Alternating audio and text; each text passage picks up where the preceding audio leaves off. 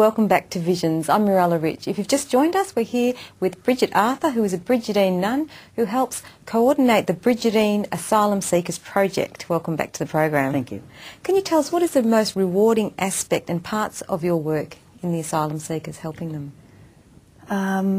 The most rewarding part by far is actually learning to it's getting to know asylum seekers and their stories, and getting a chance to walk with them and to be with them and to make friends. Yeah. And to understand that, you know, when you're actually working with asylum seekers and refugees, you're sort of walking around all the countries in the world where there's any kind of disturbance in a way. So it's a new world that you become kind of part of. Yeah. But the other thing that's wonderful, and that has been wonderful, is the fact that those who work for asylum seekers and refugees cross all boundaries, I think, of race and gender and age and religion.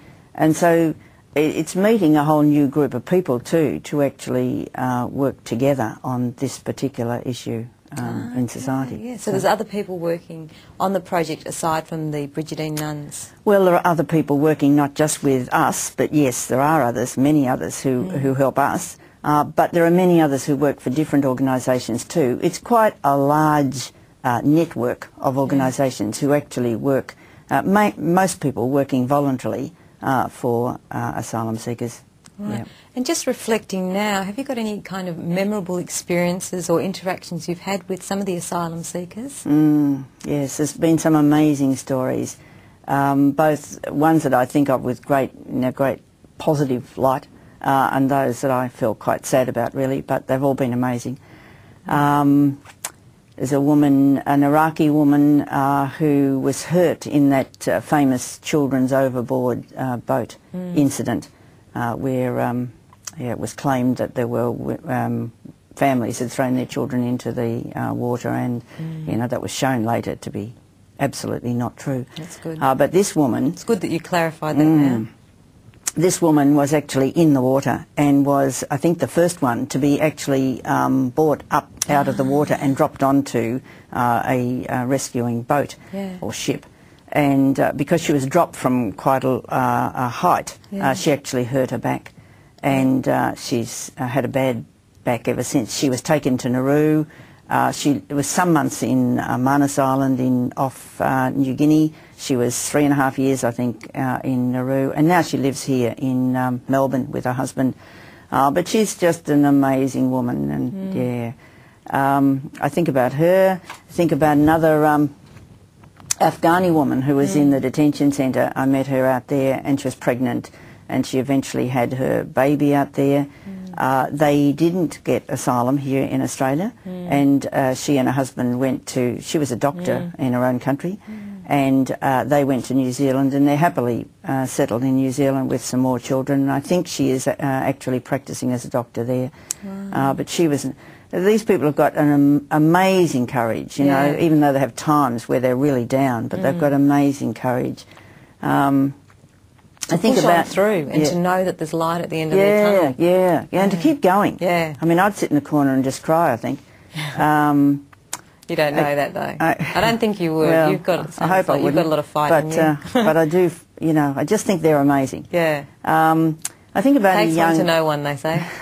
A young man, Pakistani man, his name was Roshan, and he was not given asylum here. He was in a flat in Footscray, and I used to visit him there. He wouldn't even put the heater on in the middle of winter, because the flat was actually being provided by a person he knew, had become a friend of his, but a person from a different nationality altogether who'd just taken care of him.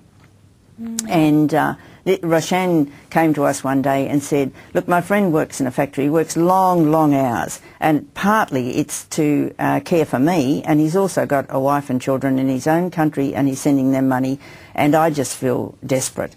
So could you help him with the rent, and could you give us some food so that, you know, he is able to cope better?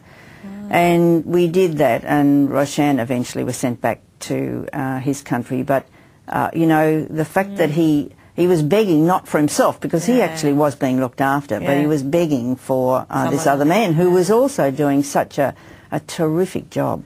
It's beautiful, like he was being helped and he wanted to help back. It's really beautiful. And another one I can just think of is a Chinese man who was also eventually sent back.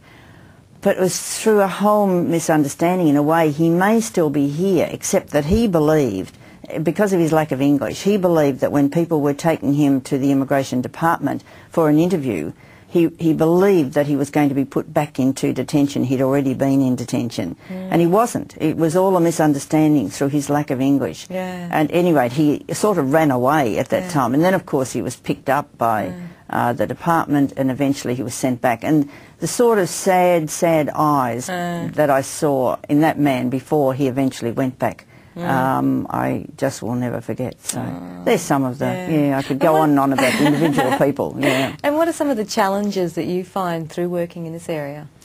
The challenges, I think, partly it is that it seems such a lottery for the individuals concerned. And I use that word, you know, carefully.